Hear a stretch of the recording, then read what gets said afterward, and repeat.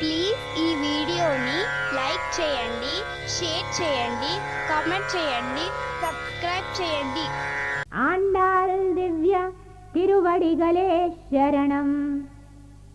నీలాతుంగస్తనగిరితటి సుప్తముద్బోధ్య కృష్ణం పారాస్యం స్వం శృతి శతశిరసిద్ధమధ్యాపయంతే స్వోచిష్టాయాం సృజనిగలితం యాబలాత్కృత్య భుంక్తే ఓదాతస్యై నమ ఇదమిదం భూయ ఏవాస్తు భూయః. చేరడం ఒక కథ. మన గోదాదేవి సాక్షాత్ రంగనాథుని చేరడం ఒక కథ. అలాగే మన మనస్సు, మన ఇంద్రియాలను ఎలా మనం భగవత్ ఆభిముఖ్యం చేసుకొని భగవంతుని చేరడం అనేది, ఇలా ఎన్నో విధాలుగా పర వ్యూహ విభవ అంతర్యామి అచ్చామూర్తి ఉపాసన ఏకకాలంలో సాగడం అనేది మన ఉపనిషత్ రహస్యాన్ని మన ఆండాల్ తల్లి మనకు ప్రబోధిస్తున్నది దీనిలో. ఇలాగే మన మనస్సును ఎలా మనం భగవత్ విముఖ్యం చేయాలి. మనస్సు ఎంతో శక్తి కలిగింది కదా. ఈ మనస్సుతో, బుద్ధితో, ఇంద్రియాలతో ఈ జీవితాన్ని సుసంపన్నం చేసుకోవడాన్ని మనకు ఈ తిరుప్పావైలో బాగా నేర్పింది.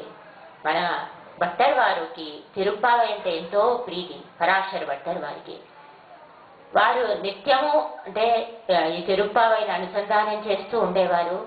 ధనుర్మాస సమయంలో కూడా వారు ఉపదేశించింది ఏంటంటే, చక్కగా పరిపూర్ణంగా తిరుప్పావైని అనుష్ఠానం చేసినట్టయితే పరిపూర్ణ భగవత్ అనుగ్రహం మనకు కలుగుతుంది అని. మనసుతో, ప్రేమతో ఇలా గోదాదేవి చేసింది అని మన మనసారా తలిచినా కూడా ఎంతో శక్తిని మనకు ఈ తిరుప్పావై కలుగజేస్తుంది అని మనకు సెలవిచ్చారు. ఇలా మన ఆల్వారాజులు, ఆచార్యులు అందరూ కూడా ఎంతో ఉన్నత స్థితిని పొందగలిగారు ఈ తిరుప్పావై ద్వారా. ఇలాంటి తిరుప్పావై 28 పాశురాలలోని అద్భుతమైన ప్రగాఢమైనటువంటి ఉపనిషత్ రహస్యాలన్నింటినీ కొన్నింటినైనా మనం చక్కగా అవగాహన చేసుకోవడానికి ప్రయత్నించాము. ఈ 2 పాశురాలు అంటే నిన్నటి వరకు చెప్పారు.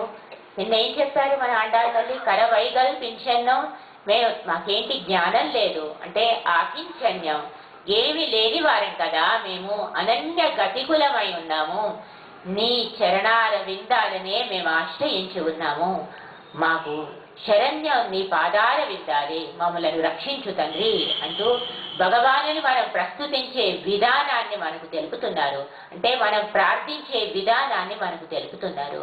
ఇలా ప్రార్థించి మనకు భగవానునికి ఉన్నటువంటి సంబంధము శాశ్వతమైనది అంటారు. ఉరవేల్ నమ కింగు ఒజిక్క ఒజియాదు. ఉరవేల్ నీకు మాకు ఉన్నటువంటి సంబంధము శాశ్వతమైన సంబంధం. ఏజేడు ఈ రోజు ఏం చెప్తున్నారు? అసలు మొదటి పాక్షల నుంచి మనకు మొదలు పెట్టారే, నారాయణనే నమక్కే పరై తరువాన్. శ్రీమన్నారాయణుడే కృష్ణునిగా అవతరించాడు కదా, అతడే పర ఇస్తాడు మనకు. మధ్యలో కూడా చూసాం మనం నాయగన మధ్యలో కూడా ఈ అందరు గోపికలను లేపుతున్నప్పుడు కూడా పర తీసుకుందాం, పర ఇవ్వల్వా, మనం పర తీసుకుందాం, లేండి తుజిలేజాయ్ అంటూ అందరు ఒక్కొక్కరిని లేపుతున్నారు. తర్వాత నాయగన ఈ పాశ్రంలో కూడా పర ఇస్తానని అరై పరై మాయన్ మణివన్నన్ నిన్నలే వాయి నేరందాన్, నిన్ననే మాకు వాగ్దానం చేశాడు భగవానుడు పరనిస్తానని, అందుకని వచ్చాం, పరనివ్వు అరుల్ పరను అంటున్నారు. ఇదే ధ్వన్యర్థము అంటారు. ధ్వన్యర్థం అంటే చక్కగా ఒక వాద్యం కావాలి అనే అర్థంతో చెప్తున్నారు. కానీ కేవలం ఇది వాద్యం మాత్రమే కాదు, ఏంటిది అనేది మనకు ఈరోజు సుస్పష్టంగా దీంట్లో మనం ఏం చేయాలి అనేది చాలా స్పష్టంగా అర్థమయ్యేటట్టు పర అంటే ఏంటి అనే ఈ రహస్యాన్ని విడదీసి చెప్తున్నారు చాలా అందంగా. ఇక్కడ కూడా మనం ఇంత బాగా భగవత్ సంబంధం ఇలా ఉండాలి, మనం భగవంతునితో ఇలా ప్రవర్తించాలి అని చెప్పడం చాలా అరుదుగా మనకు కనిపిస్తూ ఉంటుంది. అది కూడా మరీ ఎక్కువగా కాకుండా వేల పాఠశాలైతే మీరు చదవగలరో లేదో అని, మరీ తక్కువ అయితే అర్థాన్ని ఎంతో సంక్షిప్తం చేయాల్సి వస్తుంది కదా. ఇలా కాకుండా చక్కగా 30 పాశురాల్లో సారాన్నంతటిని నింపి ఈరోజు మనం ఏం చేయాలి, ఇది చేయాల్సింది అనేది చాలా సుస్పష్టంగా మనకు తెలిసేటట్టు మన ఆండాళ్ తల్లి నేర్పుతున్నది ఈరోజు పాశురాన్ని చక్కగా మనం సేవించడానికి మనం ప్రయత్నం చేద్దాం.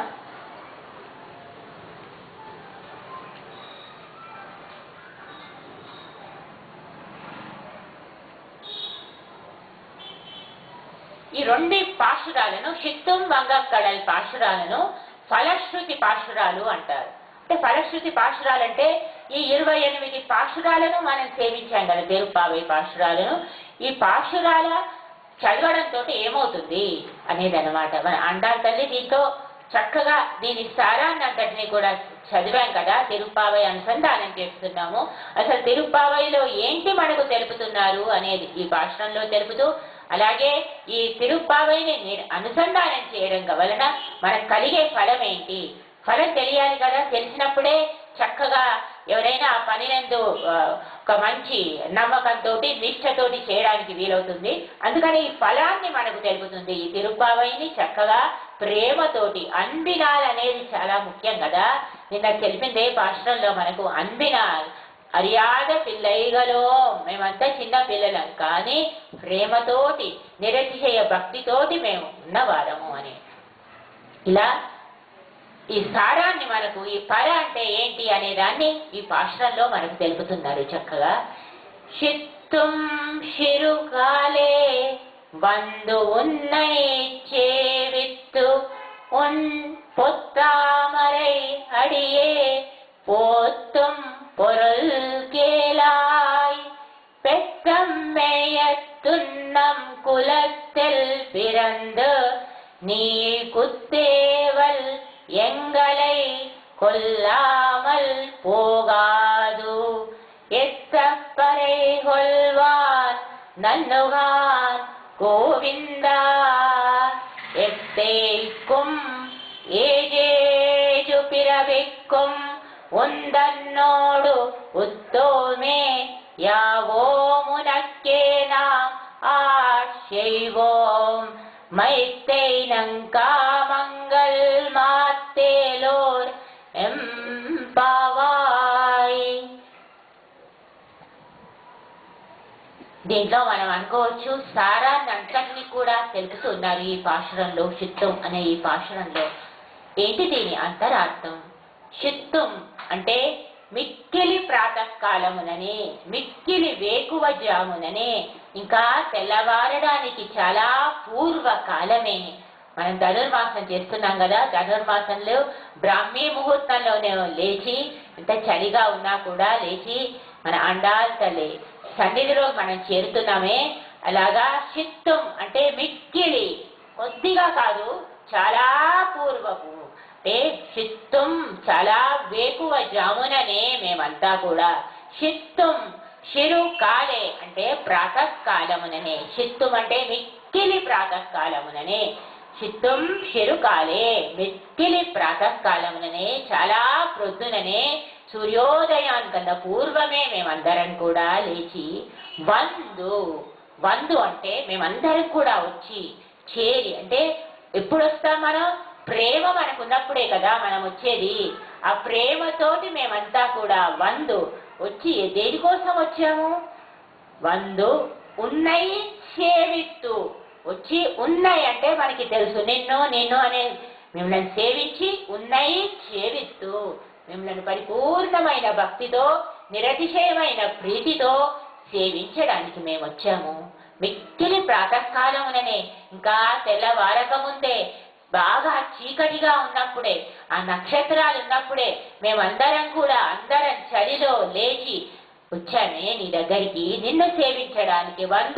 ఉన్నయి చేవిత్తు, ఉన్నయి అంటే నిన్ను చేవిత్తు సేవించడానికి, ఉన్నయి చేవిత్తు అక్కడ కలిసేసరికి మనకు ఉన్నయి చేవిత్తు అని వస్తుంది. అది చిత్తం శిరుకాలే ఉన్నయి చేవిత్తు, మనసులో నిరతిశయమైన ప్రీతితో భక్తి భావనతో నిన్ను సేవించాలనే భావనతోటి ఎంతో ఆర్ద్రతతో మనసు పొంగుతుండగా ఆనందంతో మేమంతా కూడా వచ్చాము నై చేవిస్తూ. దేనికోసం వచ్చాము? ఉన్ పొత్తామరై అడియే పోత్తుం పొరుల్ కేలాయ్. ఉన్ నీ యొక్క పొత్తామరై, పొత్తామరై అంటే పొంతామరై. పొన్ అనేది మనకు బంగారము వలె ఎంతో విలువైనది, బంగారము వలె సుందరమైనది, స్పృహనీయమైనది, అందమైనది అన్నమాట. బంగారం ఏంటంటే అత్యంత విలువైనది కనుక దానితో పోలుస్తున్నారు. అంతేకాని దాన్ని పోల్చడానికి కూడా లేదన్నమాట. ప్రపంచంలో భగవత్ పాదార విందాలను పోల్చడానికి సరైన ఉపమానం అంటూ ఏదీ లేదు. అంటే ఉన్న వాట్లల్లోనే బెస్ట్ ఏరుకొని చెప్తున్నారు. అందుకే ఉన్ పొత్తామరై, పొత్తామరై, పొంతామరై, అత్యంత సుందరమైన స్పృహనీయమైనటువంటి సుందరమైన తామరై. తామరై అంటే పద్మముల వంటి, తామర పుష్పముల వంటి. పొంతామరై అటువంటి పుష్పములను పోలినవేమిటవి? అడియే. అడియే అంటే నీ శ్రీపాదార విందాలు. పద్మములను ఎర్రతామరలను పోలినటువంటి నీ సుందరమైన పాదార విందాలవి. కప్యాసం పుండరీకమేవ మక్షిని. అత్యంత అద్భుతంగా మన భగవద్ రామానుజులు దీనికి ఉపనిషత్ వాక్యానికి వ్యాఖ్యానించారే. కప్యాసం పుండరీకమేవ మక్షిని. అప్పుడప్పుడే బాలభానుని కిరణముల చేత వికసించుచున్నటువంటి ఆ పద్మములను పోలిన కన్నులని చెప్పారే ఉపనిషత్తు. అలాగే అటువంటివే నీ హస్తాలు, అటువంటివే నీ పాదాలు కూడా. ఒక ఉపమానం అంటూ లేనటువంటి దివ్య తేజస్సుతో విరాజిల్లేటటువంటి నీ పాదాలు. అడియే. అడియేన్ అడియేన్ అంటారు. మనం చూడండి, మన సాంప్రదాయంలో వైష్ణవ సాంప్రదాయం అంటే ఏంటి? ఒక వైష్ణవం అంటే ఒక ప్రాంతానికి కానీ, ఒక తెగకు కానీ, ఒక జాతికి కానీ సంబంధించింది కాదు. అడియేన్ అంటే నీకు సంబంధించింది, నీ పాదార విందాలకు చెందినటువంటి నేను. అడియేన్ అంటే నేను. నేను అంటే మళ్ళీ ఎక్కడ అహంకారం వస్తుందో, గర్వం వస్తుందో అని. నేనంటే వారు నీ పాద ధూళిని నేను. తొండరడి పొడి. అడియేనంటే నేను. నేను అడియేనంటే నీ పాదార విందాలకు సంబంధించినటువంటి నేను. ఎక్కడి వరకు వెళ్తున్నా? ఈ శరీరము, ఆత్మ, పరమాత్మ ఆ భావన సదా మనకు ఉండడమే అడియేన్ అనేటటువంటి ఈ మన అనుష్ఠానికి తాత్కాలం అవుతుందన్నమాట. ఆ నిష్టను మనకు తెలుపుతుంది. అంటే ఎప్పుడూ గుర్తు పెట్టుకోవడానికి బాగా వీలవుతూ ఉంటుంది. అలాంటి అడియే పొంతామరై. అడియే అంటే ఆ పద్మముల పోలినటువంటి నీ పాదాల విందాలకు వారు పోత్తి పోత్తి అని చెప్పారే. నీ పాదాలకు పోత్తి, నీ బలానికి పోత్తి అని చెప్పారు. మేము పోత్తుం పొరల్ కేలాయ్. పోత్తుం అంటే మంగళాశాసనం చేశామే, పల్లాండు పలికాము. ఇలా చేయడానికి ఏంటి కారణం? పోత్తుం పొరల్ అంటే మేము చేసినటువంటి ఈ ప్రయోజనం. దేన్ని ఆశించి మేము చేశాం? పొరుల్ అంటే ప్రయోజనం. కేలాయ్ అంటే వినండి, బాగా శ్రద్ధగా వినండి. కేతిలయో కేలాయ్, విన్నారా, వింటున్నారా, వినండి అని మన అండాల తల్లి తిరుప్పావాయిలో మళ్ళీ వినండి వినండి వినండి అని చెప్తూ ఉంటుంది. ఇలా పొంతామరై అడియే పోత్తుం పొరల్ కేలాయ్. అద్భుతమైనటువంటి సౌందర్యంతో ప్రకాశించేటటువంటి నీ పాదార విందములకు మేము మంగళాశాసనం చేసినటువంటి ప్రయోజనాన్ని వినుమా. చాలా శ్రద్ధగా నీ వినాలి.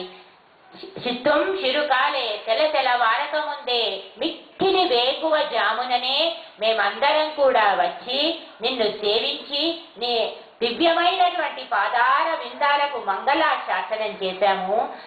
చేయడానికని మేము వచ్చాము. ఈ చేయడంలోని మా మంగళాశాసనం చేయడంలోని పల్లాండు పలకడంలోని ప్రయోజనం ఏంటి?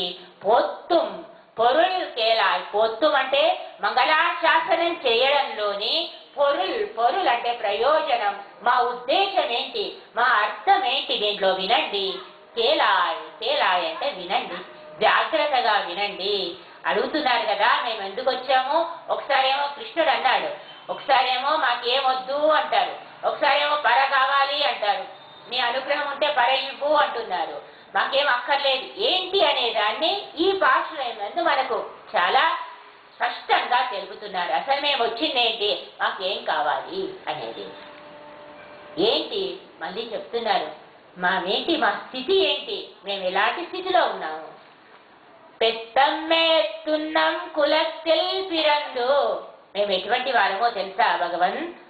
పెత్తమ్మే ఎత్తున్నాం, పెత్తం అంటే పశువులు, పశువులను మేయత్తు అంటే మనకు తెలుసు మేపి. ఇదేంటంటే మనకు తెలుగులో పదాలను వీటిని పోల్చుకుంటూ ఉంటే దాని అర్థం తెలుస్తూ ఉంటుంది. మేయత్తు అంటే మేపడము అని అంటుంటాం కదా, పశువులను మేపడానికి గొల్లల వారి వృత్తి అదే కదా, పశువులను మేపడం. పెత్తం మేయత్తు, వాటిని మేపి మా ఉదయం నుంచి మా పనేంటి, పశువులను మేపాలి, తర్వాత అడవికి వెళ్ళాలి, సద్దులను ఆరగించేదని నిన్న చెప్పారే, కరవైగల్ పింఛన్నం కానం షేరందు ఉందో. అలాగే పెత్తం మేయత్తున్నం, తున్నం అంటే మళ్ళీ వెళ్ళిన తర్వాత మేమేం చేస్తాం, అడవులలోకి వెళ్ళి చక్కగా మా సద్దులను మేము అరగిస్తామే. అలాంటి కులం మాది. అంటే కుడి ఎడమలు తెలియనటువంటి గొల్ల కులంలో మేము జన్మించాం. పెత్తమ్మేయత్తున్నం కులత్తెల్, అటువంటి కులం మాది. అయినా కూడా మా కులంలో పిరంద్ అంటే నీవు అవతరించావు. మాకు స్వతహాగా జ్ఞానం లేదు, నిన్ను మేము అర్థించనే లేదు. వైకుంఠానికి వచ్చి హే వైకుంఠనాథ మా కులంలో జన్మించువని మేము అడగలేదు, నిన్ను అర్థించలేదు, అంత జ్ఞానం కూడా మాకు లేదు. అయినా కూడా నీవే మాయందు దయతోటి మా బాధలను చూచి మాయందు కారుణ్యంతో మాతో ఉండడానికి నీ అద్భుతమైన పరత్వం శోభించే విధంగా సులభుడవైనవే. ఉపనిషదర్థం ఎక్కడ ఉంది అంటే లీలాశుకులు అంటారు. ఉపనిషదర్థం కోసం వెతుకుతున్నారా ఋషులారా మహర్షులారా? ఉపనిషత్తుల యొక్క అర్థం అంతా శ్రీకృష్ణ భగవానుడే కదా అంటూ ఆ ఉపనిషదర్థం ఈ వల్లవీన అంటే ఈ గోపికల భవనముల యందు రోటికి కట్టబడింది అని, యశోదాదేవి చేత కట్టబడింది అని. అంటే ఆ పరత్వము ఈ సౌలభ్యము రెండూ మిళితమైనటువంటి కలిసినటువంటి విశిష్టమైనటువంటి దివ్యమైన అవతారమే శ్రీకృష్ణునిగా నీవు పిరండ్ మా కులమునందు, మా యాదవ కులమునందు, మా గొల్ల కులమునందు మేము అర్పించగానే నీవే వచ్చి చేరావు కదా. దివ్యమైన నీ అవతారాన్ని పెత్తమ్మేయత్తున్నం కులత్తెల్ పిరందు, మేమా జ్ఞానులం కాదు, తపోనిష్ఠులము కాదు, నీకై తపస్సు చేసిన వారము కాదు. ఏమి తెలియని పశువులను మేపుతూ అవే గురువులుగా వాటి వెంటే మేము వాటిని అనుసరిస్తూ వెళ్ళే మా కులమందు కులత్తెల్ పిరందు, మా గొల్ల కులమందు నీవు అవతరించావు తండ్రి. ఏమని చెప్పాలి మా భాగ్యాన్ని, ఏమని చెప్పాలి నీ వాత్సల్యాన్ని? మా అజ్ఞానానికి అంతులేదు, ఎంత కిందగా ఉన్నామో నీ జ్ఞానానికి నీ పరత్వానికి అంతులేదు. దాన్ని కొలవలేము, మా అజ్ఞానాన్ని కొలవలేము. ఇంతటి వ్యత్యాసం ఉన్నదే. ఈ వ్యత్యాసాన్ని, ఈ భేదాన్ని నీవు పూర్తి చేసే విధంగా నీవే మా కులంలో అవతరించావు కదా. నీ కుత్తేవల్ ఎంగలై కొల్లామల్ పోగాదు, ఇంతటి వాత్సల్యంతో మమ్మల్ని ఉద్ధరించడానికే నీవు అవతరించావు కదా కృష్ణునిగా. అలాంటి నీవు, నీ అంటే నీవు కుత్తేవల్, కుత్తేవల్ అంటే అంతరంగ కైంకర్యములన్నింటినీ సదా నీకు సేవ చేసేటటువంటి భాగ్యాన్ని లక్ష్మణుడు రామచంద్రునితో అంటాడు కదా, ఎప్పుడూ నీకు నేను కైంకర్యం చేస్తూ ఉండాలి. నాకు దశరథుడు తండ్రి కావచ్చు, జన్మనిచ్చిన వాడు కావచ్చు, అందరూ బంధువులు ఉండవచ్చు, కానీ నాకు నిజమైన తల్లి తండ్రి స్వామి అందరూ ఎవరు? రామచంద్రుడే. అలాగే అందుకే అహం సర్వం కరిష్యామి, నేను అన్ని చేస్తాను, నీకు ఏం కావాలంటే అది చేస్తాను. సీతారామచంద్రులకు చేయడమే నా జీవితము. అనంతుడే లక్ష్మణుడుగా అవతరించాడు కదా. అందుకే ఏమని చెప్తారు? లక్ష్మణో లక్ష్మి సంపన్న అంటారు. అంటే లక్ష్మి అంటే సంపత్ అంతా కూడా మన లక్ష్మణుడు అని. అలాగే సతు నాగవర శ్రీమాన్ అంటారు. సంపన్నుడు ఎవరు? గజేంద్రుడు. ఇలాంటి సమయంలో మొసలి చేత పాపం పీడించబడుతూ కూడా భగవానుని ఆశ్రయించి హే భగవన్ నన్ను రక్షించు, ఎందుకని పిలుస్తున్నానో తెలుసా నిన్ను? ఈ చక్కని తామర పుష్పము నీ పాదాలయందు సమర్పించాలని కోరికగా ఉంది. దీని తాజాదనం ఎక్కడ ఇదవుతుందో నీవు తొందరగా రా భగవన్, నన్ను రక్షించడం అని కాదు, ఈ పుష్పాన్ని నీ పాదాలయందు సమర్పించాలి అని విజ్ఞాపన చేస్తాడు గజేంద్రుడు. సతునాగవర శ్రీమాన్ అన్నారు. అందుకే అటువంటి శ్రీమంతుడైన గజేంద్రుడు ఎప్పుడైతే భగవానుని చేరాలి అనే కోరిక మనలో ఆవిర్భవిస్తుందో అదే సకల శ్రేయస్సులను మనకు కలుగచేస్తుంది. అంతరిక్ష గత శ్రీమాన్ అంటే భగవాన్ని చేరడానికి వెళ్తున్నాడు విభీషణుడు అని. శ్రీమాన్ శ్రీమాన్ అనే పదం వాడారంటే భగవత్ సంబంధమే మనకు ఐశ్వర్యాన్ని, శ్రేయస్సును, సకల నిధులను కలుగచేసేది ఈ శ్రీమంతం, ఐశ్వర్యం అని తెలుపుతూ, ఇలాంటి నీవు మాయందు అత్యంత వాత్సల్యాన్ని కలిగినటువంటి నీవు నీకు తేవల్ ఎంగలై అంతరింగత కైంకర్యములనన్నింటినీ సదా ఏ కైంకర్యం చేయాలన్నా కూడా నీవు ఆజ్ఞాపించిన కైంకర్యములను అలాగా మాకు చేయాలని తోచే కైంకర్యములనన్నింటినీ కుత్తేవల్ అంటే చక్కని కైంకర్యములను, అదే ఎక్కడో ఉంటూ కాదు, నిన్ను సదా సేవిస్తూ, ఎలాగైతే నిత్యసూరులందరూ కూడా సదా పశ్యంతి సూరయ అంటే ఎప్పుడు కూడా శ్రీ వైకుంఠంలో పశ్యంతి, ఏం చూస్తారట వారు, శ్రీమన్నారాయణునే సదా దర్శిస్తూ ఉంటారు కదా. అలా నిత్యము నీ కైంకర్యాన్ని, వారికి మనకు ఉండే ముఖ్యమైన భేదం ఏంటంటే వారు ఎప్పుడు కావాలంటే అప్పుడు ఏ విధమైన కైంకర్యం కావాలంటే ఆ విధమైన కైంకర్యం చేసే శక్తి నిత్య సూర్యులకు ఉంటుంది. ఇప్పుడే ఎలాగా స్వామికి చక్కని పుష్పమాలికను అర్పించాలి అనుకుంటారు, చక్కగా పుష్పమాలికగా వారని భగవానుని అలంకరించడానికి వీలవుతుంది. ఒక దీపంలా కావాలి, దీపంలా అవుతారు. ఇలాగా నిత్య కైంకర్యం అంతా చేసేటటువంటి ఆ ఆత్మకి అంతటి, ఆ నిత్య సూర్యులకి అంతటి శక్తి. అందుకే వారిని నిత్యులు అంటున్నారు కదా. నిత్యము భగవానుని దగ్గర ఉండి భగవానుని సేవించేవారు.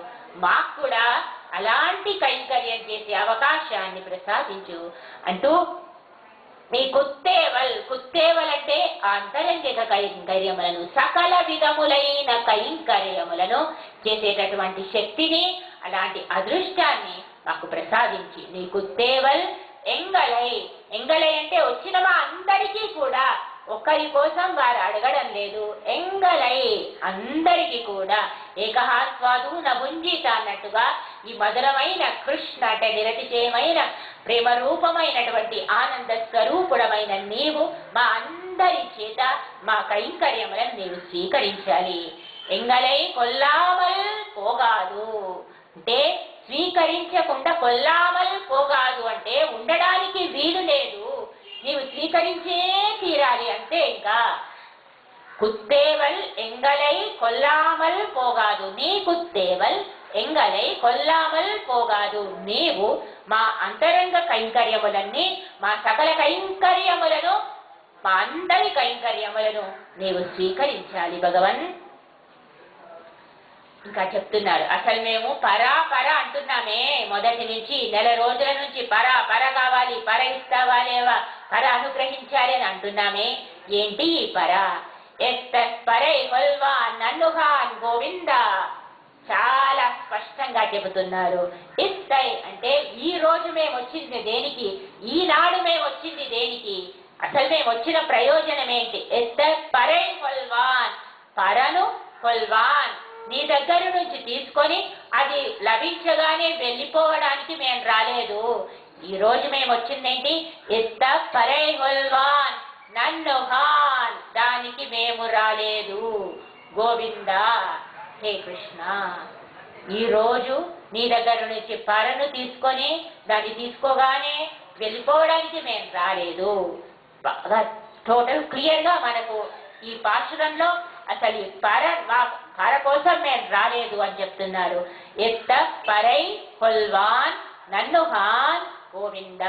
ఇత్తై అంటే ఈ రోజు, పర అంటే ఈ పర వాద్యాన్ని అని చెప్తున్నామే, ఇది ధ్వన్యర్థం, అంతరార్థం ఉంది దీనికి. పరై కొల్వాన్ దాన్ని స్వీకరించి నన్ను హాన్ గోవింద, వెళ్ళడానికి మేము రాలేదు గోవింద. అంటే పర మా ప్రయోజనం కాదు, నారాయణనే నమస్తే పర అన్నామే. అంటే పర అంటే కేవలం వాద్యం అని కాదు మా ఉద్దేశము. ఏంటో చెప్తున్నారు. ఏంటి మాకు కావాల్సింది? వద్దంటున్నారు కదా, ఏంటి కావాలి మీకు అందరికీ కూడా? దేన్ని ఆశించి వచ్చారు మీరు? ఎత్తేక్కుం ఏజేజు పిరవిక్కుం.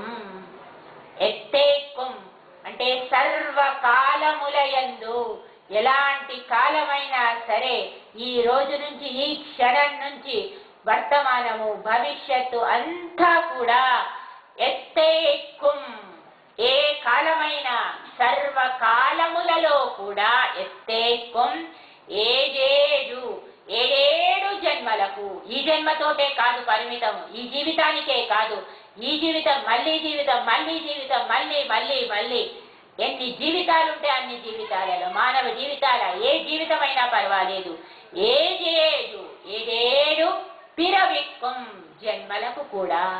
మాకేం కావాలి? ఎత్తేక్కుం ఏజేజు పిరవిక్కుం సర్వకాలములయందు, ఏడేడు జన్మలయందు అంటే నిత్యము కూడా మేము కోరేది ఒకటే. ఎత్తేక్కుం ఏజేజు పిరవిక్కుం. ఏంటది? ఉందన్నోడుస్తోమే. ఉందన్నోడంటే నీతోటే మాకు, నీ సంబంధితమైనటువంటిదే, నీవే మాకు ఉందన్నోడు, నీ యొక్క ఉత్తోమే సంబంధమే మాకు కావాలి. ఉత్తోమే అంటే నీతో నిత్య సంబంధం మాకు కావాలి అంటూ ప్రార్థిస్తున్నారు. ఉపనిషత్ అర్థాన్నంతటినీ కూడా దీంట్లో నింపింది మన ఆండాళ్ తల్లి. ఉందన్నోడుస్తోమే నిరంతర నీ భగవత్ సంబంధమే మాకు సర్వదేశ సర్వకాల సర్వావస్థల యందు కూడా మేము కోరేది, మా అపేక్షితం ఇది అని చెప్తున్నారు. అంటే మా ఆత్మకేం కావాలి? నిత్యము భగవత్ సంబంధమే కావాలి. ఈ సంబంధ జ్ఞానమే మనకు సకల ఐశ్వర్యాలకు మూల కారణమవుతుంది, సకల శ్రేయస్సులకు మనకు మూల కారణమవుతుంది. ఇంకా ఏంటి? యావో ఉనక్కే నామాశేవో. ఉందన్నోడుస్తోమే యావో, నీతో నిత్య సంబంధం కలిగిన వారము కావాలి మేమంతా, మనమంతా. యావో ఇంకా ఏంటి? ఉనక్కే నామ్ ఆశేవోం అంటున్నారు. ఉనక్కే అంటే నీకే, నామ్ మేమంతా కూడా, గోపికలమంతా కూడా, గోపీత్వ భావనను పొందిన మేమంతా కూడా ఆశేవోం. ఆశేవోం అంటే నిత్య కైంకర్యం చేస్తూ ఉండాలి. ఏ పని చేసినా కూడా, ఏ మాట మాట్లాడినా కూడా, ఏ యోజన చేసినా కూడా నీ సంబంధితమైనదిగా ఉండాలి మాకు. అదే నిత్య సంబంధము. నామ్ ఆశేవోం. మేము చేసేటటువంటి పని కైంకర్య రూపంగా, భగవత్ ఆరాధన రూపంగా ఉండాలి. ఉనక్కే నామాశే. ఉనక్కే అంటున్నారు చూడండి. ఉనక్కే అంటే దీంట్లో ఏమవుతుందంటే నీకే, నీవే నారాయణ. తిరుప్పావై ప్రవచనము. ఉపన్యాసకులు శ్రీమతి త్రిగుణ. శ్రీ గోదాదేవి విరచితమైన తిరుప్పావై దివ్య ప్రబంధము ద్రావిడ భాషలో ఉన్నది. అందరూ సరళమైన రీతిలో తిరుప్పావై దివ్య ప్రబంధము యొక్క అర్థమును భావించుటకు చిత్రములతో కూడిన ఒక నూతన ప్రయత్నము చేయుట జరిగినది. ఈ ఉపన్యాసము విన్న వారందరికీ శ్రీ గోదాదేవి విరచితమైన తిరుప్పావై సులభముగా అర్థమవ్వాలని, అందరూ ఆనందించి తరించాలన్నదే ముఖ్య ఉద్దేశముగా ఈ ఉపన్యాసము రికార్డు చేయడమైనది. ఈ తిరుప్పావై ఉపన్యాసకులు శ్రీమతి త్రిగుణ అనేక ప్రదేశములలో తిరుప్పావై ప్రవచనము ఇవ్వడము జరిగినది. ఈ తిరుప్పావై యూట్యూబ్ రికార్డింగ్ కొరకు ప్రోత్సహించిన వారందరికీ కృతజ్ఞతలు తెలియపరుస్తున్నాము. ఈ ధనుర్మాసములో 30 రోజులు, రోజు ఒక పాశురము శ్రీ గోదాదేవి విరచితమైన తిరుప్పావై సరస్సులో అందరూ అవగాహించి ఐహిక, ఆధ్యాత్మిక సిరి సంపదలతో, ఆయురారోగ్యములతో తులతూగుతూ తరించాలనే సదాశయముతో ఈ తిరుప్పావై ప్రవచనము రికార్డు చేయబడినది.